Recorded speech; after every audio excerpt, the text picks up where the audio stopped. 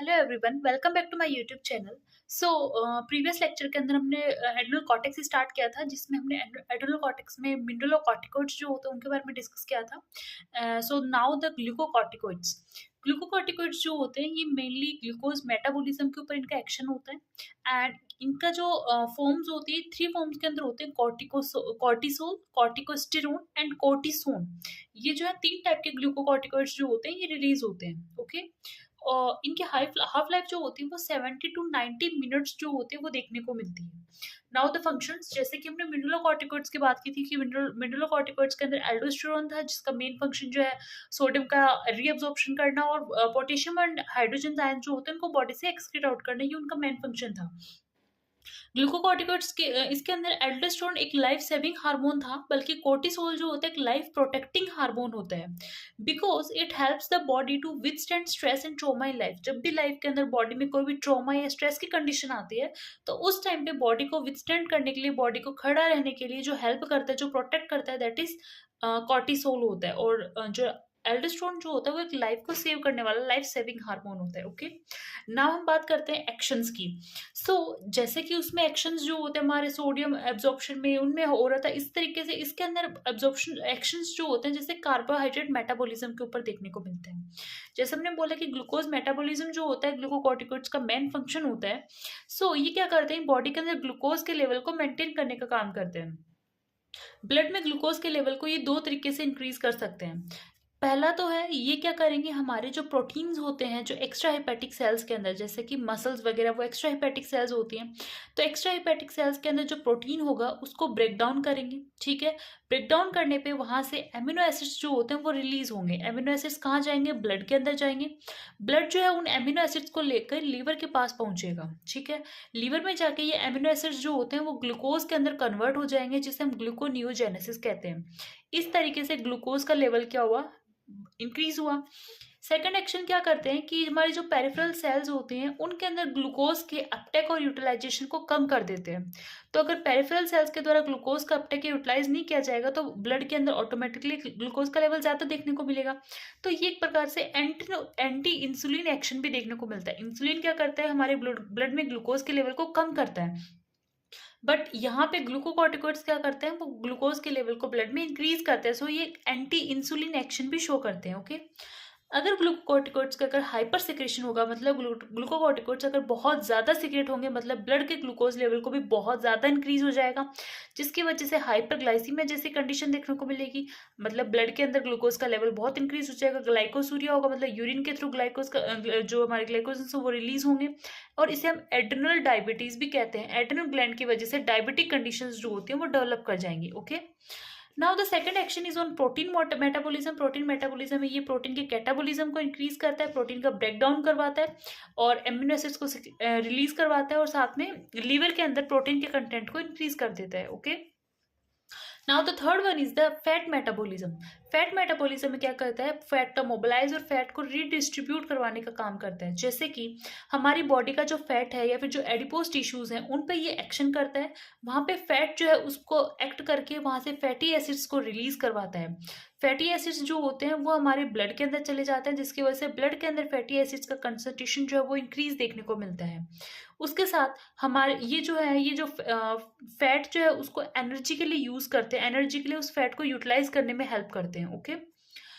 It leads to the formation of, जिसकी वजह से लार्ज अमाउंट के अंदर कीटोन बॉडीज का फॉर्मेशन होता है, क्योंकि फैटी एसिड्स रिलीज करवा रहे हैं, फैटी एसिड को मोबिलाइज करवा रहे हैं, जिसकी वजह से फैटी एसिड्स अगर ब्लड में आ गए तो कीटोन बॉडीज का फॉर्मेशन बहुत ज्यादा देखने को मिला है।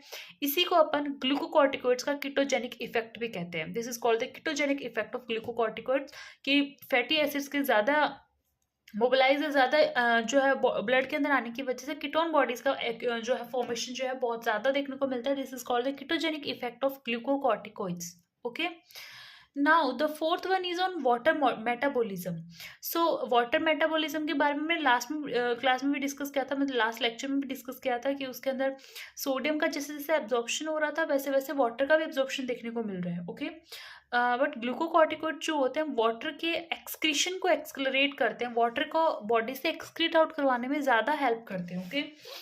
सो अगर एड्रिनल इनसफिशिएंसी हो जाए, मतलब अगर एड्रिनल ग्लैंड से एड्रिनल हार्मोन सिक्रेशन नहीं हो रहे, ग्लूकोकॉर्टिकॉइड सिक्रेशन नहीं हो रहा, तो क्या होगा?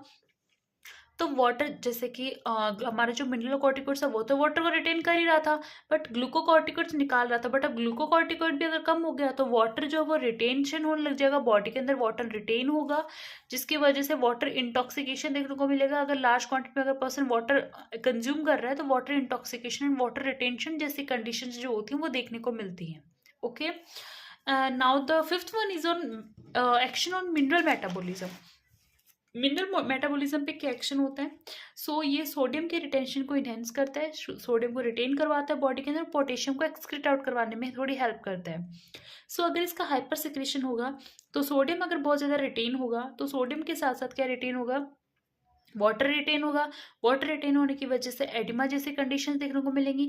वाटर रिटेन होता है तो ब्लड प्रेशर इंक्रीज देखने को मिलेगा, because extra cellular fluid volume increase हो गया। हाइपरटेंशन देखने को मिलता है, जिसकी वजह से हाइपोकैलिमिया देखने को मिलेगा। हाइपोकैलिमिया क्यों देखने को मिलेगा? क्योंकि पोटेशियम जो है, अगर हाइपर सिक्रेशन अगर है मिनरल्स का, तो पोटेशियम क्या होगा? बॉडी से बहुत ज़्यादा एक्सक्रीट आउट होगा, मतलब सीरम के अंदर, हमारे ब्लड के अंदर पोटेशियम का लेवल हाइपो हो जाएगा, कैलीमिया बहुत कम हो जाएगा, और साथ में मस्कुलर वीकनेस देखने को मिलती है। Okay, now the six one is the action on bones. Bones पे क्या एक्शन होता है हमारी ग्लूकोकॉर्टिकॉइड्स का? ग्लूकोकॉर्टिकॉइड्स जो होते हैं ये बोन्स को रिजॉर्प्शन करवाते हैं, बोन्स के रिजॉर्प्शन को स्टिमुलेट करते हैं, मीन्स ऑस्टियोक्लास्टिक एक्टिविटीज जो होती हैं वो स्टार्ट हो जाती हैं, और बोन के फॉर्मेशन को भी इनहिबिट करते हैं, ठीक है, एंड मिनरलाइजेशन को भी इनहिबिट करते हैं, मतलब ऑस्टियोब्लास्टिक एक्टिविटीज।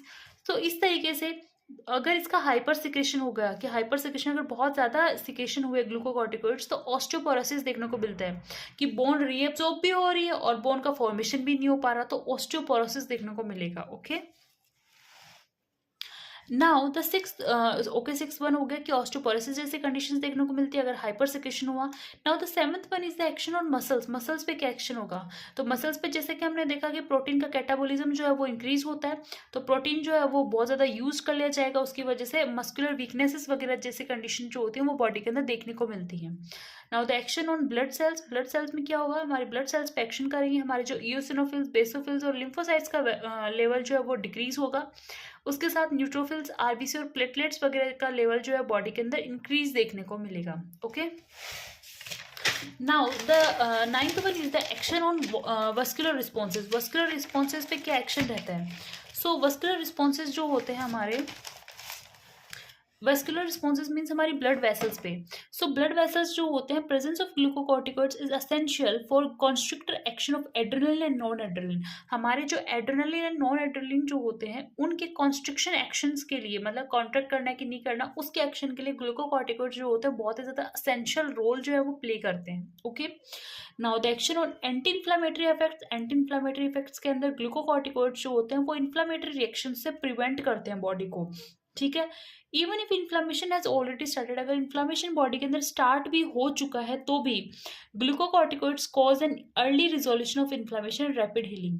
अगर पहली बात तो ये इन्फ्लामेशन की रिएक्शन को प्रिवेंट करने का ही काम करते हैं, बट फिर भी अगर बाय द वे अगर इन्फ्लामेशन बॉडी के अंदर ऑलरेडी स्टार्ट हो चुका है, देन ग्लूकोकॉर्टिकॉइड्स जो होते हैं उस इन्फ्लामेशन को जल्दी से जल्दी ठीक करते हैं और रैपिड हीलिंग जो है वो करवाते हैं। Okay, as an anti allergic actions जो होते हैं वो भी प्रोड्यूस करते हैं, और as a immunosuppressive action जो होते हैं इनका वो भी होता है, सप्रेस इम्यून सिस्टम को सप्रेस करते हैं of body by decreasing the number of circulating T lymphocytes. हमारे जो टी लिम्फोसाइट्स हैं इनका नंबर डिक्रीज होता है, जिसकी वजह से इम्यून सिस्टम जो है उसको सप्रेस करने का काम करते हैं।